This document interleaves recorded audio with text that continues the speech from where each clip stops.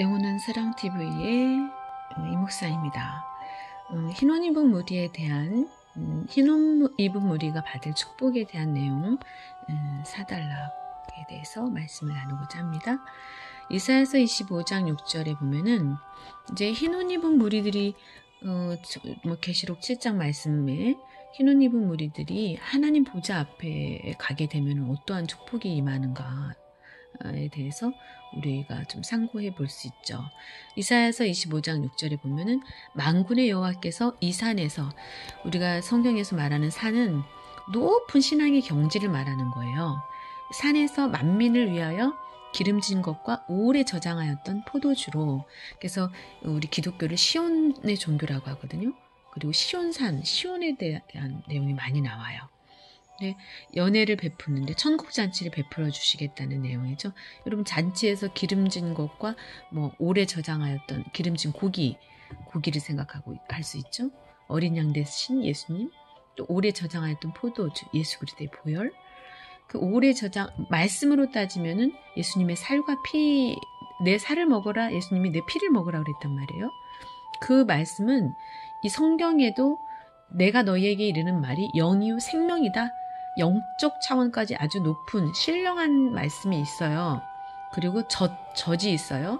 어린아이들이 신앙이 어릴 때 먹는 젖과 같은 수준의 말씀이 있고, 또 단단한 식물, 의의 말씀을 경험한 장성한 자들이 먹는 또 양식이 있다는 거죠. 그래서 오래 저장하였던 포도주로 우리가 신앙의 경지에 높이 올라가게 되면은 연회를 베푸실 때가 있다. 곧 골수가 가득한 기름진 것과 오래 저장하였던 맑은 포도주로 하실 것이며, 계시록 2장 17절의 말씀에 이기는 그에게는 값주었던 만나를 준다라고 말씀하고 계셔요.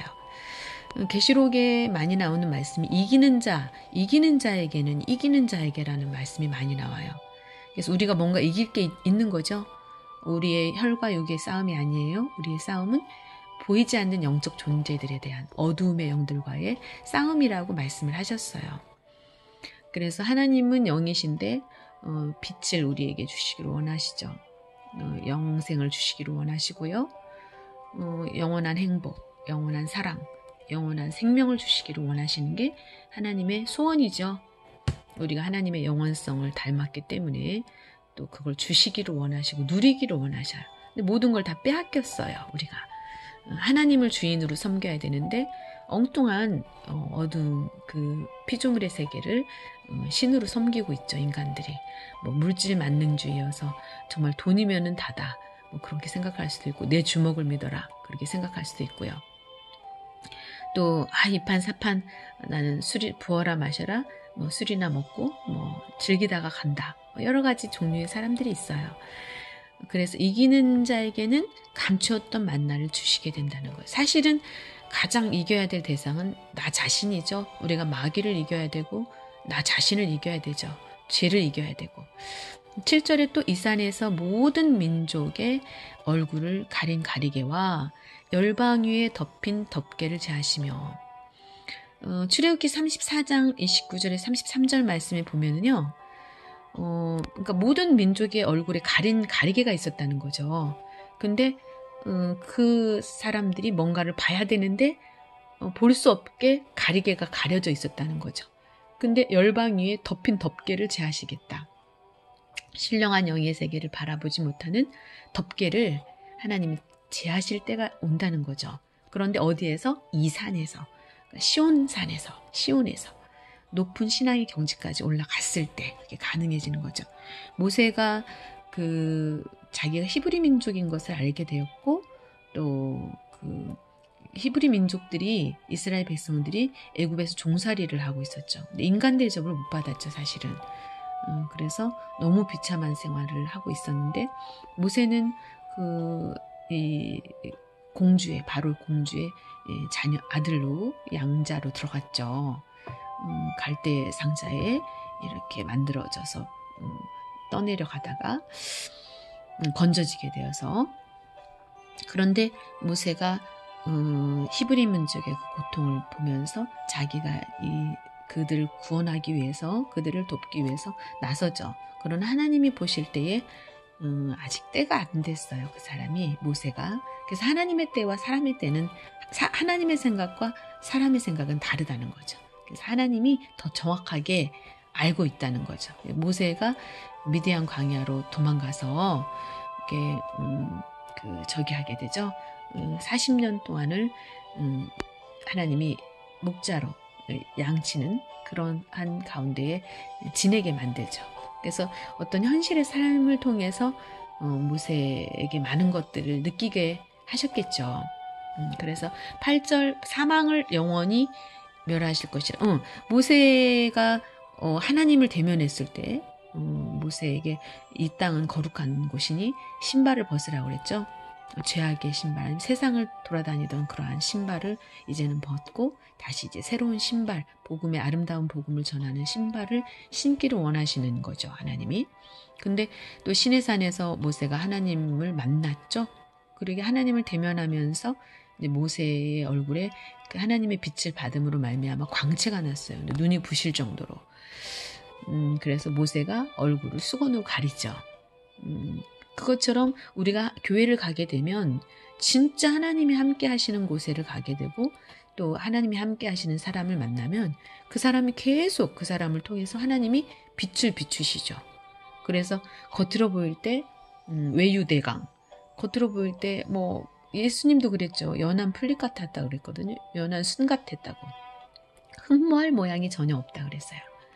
그러나 속에 무엇이 들어있느냐? 천국은 밭에 감춘 보화예요. 그냥 평범한 밭인 것 같아요.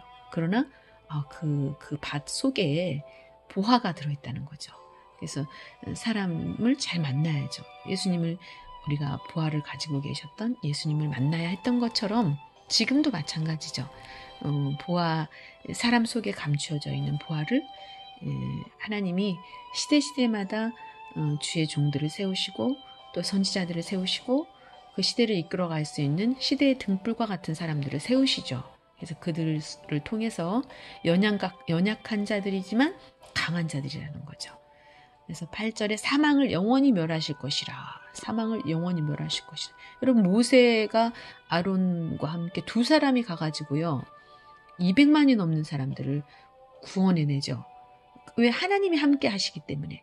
하나님이 함께 하셨을 때에 애굽의 십재앙을 내리죠. 그래서 모세에게 하나님의 권세와 능력을 주셔서 애굽으로 가게 하시고 애굽에서 종살이하는 사람들을 이끌어내게 하시잖아요. 그러니까 하나님의 신이 모세에게 임했듯이 여러분과 저에게 하나님의 신이 임하면 놀라운 역사가 일어날 수 있다는 거죠. 그리고 순종하고 가라 하실 때 가면, 그리고 우리가 만나는 이들에게 하나님의 복음을, 하늘의 소식을 전해야 되죠. 또 하나님의 뜻을 전해줘야죠. 그러면 말을 안 들어요? 그럼 하나님이 하시겠다는 거죠. 하나님의 백성들을 빼내는 일을 하시겠다는 거죠. 8절에 사망을 영원히 멸하실 것이라. 이스라엘 백성들도 애굽에서 일어나는 그런 모든 재앙을 눈으로 목도했잖아요. 봤잖아요. 그죠? 모세가 말한 대로 이루어지는 것들을 봤죠. 그리고 마지막 그 장자 재앙을 통해서 그 사망이 문설주에다가 피를 발라놓은 어린 양의 피를 발라놓아라. 그러면 사망이 죽음이 넘어가게 된다. 죽음의 사자들이 넘어간다. 그래서 죽음이 임하지 않는 방법을 예표로 가르쳐 주셨죠. 예수 그리스도의 예표죠. 예수님의 보혈, 예수님의 거룩한 피를, 희생을 내가 인정하고 예수 그리스도를 영접하게 되면 우리가 하나님의 자녀가 되죠. 그리고 죄를 사함받는 은총, 신으로부터 우리의 모든 과거, 현재, 미래의 죄까지도 사함을 받는, 그렇다고 뭐 하나님의 그 용서를 이용해서 계속 죄를 지면 안 되죠. 열매를 보면 알죠. 진짜라면 그 사람이 진짜 하나님의 씨가 있는 사람이고 하나님을 마음에 모시고 사는 사람이면 두려워할 줄 알죠. 8절에 사망을 영원히 멸하실 것이라. 맞아요. 하나님의 그 마지막 목표는 사망을 영원히 멸하시고 인간에게 하나님의 영원성을 주시는 거죠. 주 여호와께서 모든 얼굴에서 눈물을 씻기시며 자기 백성의 수치를 온 천하에서 제하시리라. 아멘입니다. 아멘. 인간의 삶이 구구절절히, 구비구비, 너무 슬프고 괴로울 때도 있죠. 인생 사는 그 자체가 아이고 지옥이다라고 생각할 수도 있어요. 쓴맛 단맛 다 봤어 그렇게 얘기하죠. 자기 백성의 수치를 온 천하에서 제하시리라. 사람이 왜 고통을 겪어야 되는지, 왜 이렇게 하는 일마다 안 되는지 어떤 분을 제가 만났어요. 근데 세상에 교통사고를 3번이나 당한 거예요. 한 해에. 그래서 막 점도 쳐보고 굿도 해보고 막 그랬대요. 그런데도 처음 저기 했을 때 하도 재수가 없어가지고 그 사람은 이제 안 믿는 사람이니까 점을 보러 갔대요. 점쟁이가 굿해야 된다고. 굿 했는데 또 그러는 거예요. 근데 또 굿을 이제 더 크게 해야 된다고 했는데 또 교통사고가 났어요. 그래서 나중에는 이제 하나님을 믿게 됐다는 그런 얘기를 제가 들은 적이 있습니다. 지인으로부터. 여호와께서 이같이 말씀하셨느니라. 요한복음 4장 14절에 보면은 요한복음 4장 5절 보죠. 사마리아에 있는 수가라는 동네에 이르시니 예수님께서 사마리아를 통과해서 가시는 거죠. 이제 사마리아에 있는 수가라는 동네가 있어요. 근데 야곱이 그 아들 요셉에게 준 땅이 가깝고 거기 또 6절에 야곱의 우물이 있더라. 예수께서 길 가시다가 피곤해서 우물 곁에 그대로 앉아 계셨어요. 그때 6시쯤 되었고요. 사마리아 여자 한 사람이 물을 기르러 왔어요. 7절에 예수께서 물을 좀 달라고 말씀하셔요. 이는 제자들이 먹을 것을 사러 그 동네에 들어갔음이로라. 사마리아 여자가 이르되 당신은 유대인으로서 어찌하여 사마리아 여자인 나에게 물을 달라 하나이까. 그렇게 얘기하죠. 이는 유대인이 사마리아인과 상종을 안 하네. 유대인들은 사마리아 사람들을 아주 죄인으로 생각해가지고요. 짐승같이 생각하죠. 상종을 안 하죠. 그래서 사마리아인이 있으면은 돌아가 길을. 10절에 예수께서 대답하여 이르시되 내가 만일 하나님의 선물과 또 내게 물 좀 달라 하는 이가 누구인 줄 알았더라면 내가 그에게 구하였을 것이요 그가 생수를 내게 주었으리라. 하나님의 선물과 또 내게 물 좀 달라 하는 이가 누군 줄 알았다면 그에게 하나님의 선물을 달라고 구했을 거라는 거죠. 또 생수를 내게 주었으리라. 그가 생수를. 많은 사람들이 목마르라 하죠. 사랑에 목마르고 돈에 목마르고 건강에 목마르고 행복에 목마르고 추위에 목마르고 다 목마르죠. 춥고 배고프고 11절 여자가 이르되 주여 물기를 그릇도 없고 이 물은 깊은데 어디서 당신이 그 생수를 얻겠사옵나이까. 12절 우리 조상 야곱이 이 우물을 우리에게 주셨고 또 여기서 자기와 자기 아들들과 짐승이 마셨는데 당신이 야곱보다 더 크니까. 예수께서 대답하여 이르시되 이 물을 마시는 자마다 다시 목마르려니와 내가 주는 물을 마시는 자는 영원히 목마르지 아니하리니 내가 주는 물은 그 속에서 영생하도록 솟아나는 샘물이 되리라. 예수님이 주시는 물은요 영원히 목마르지도 않고요. 또 그가 주는 물은 영생하도록 솟아나는 샘물이래요. 영생을 할 수 있도록 솟아나는 샘물이라는 거죠. 영생이 뭐예요?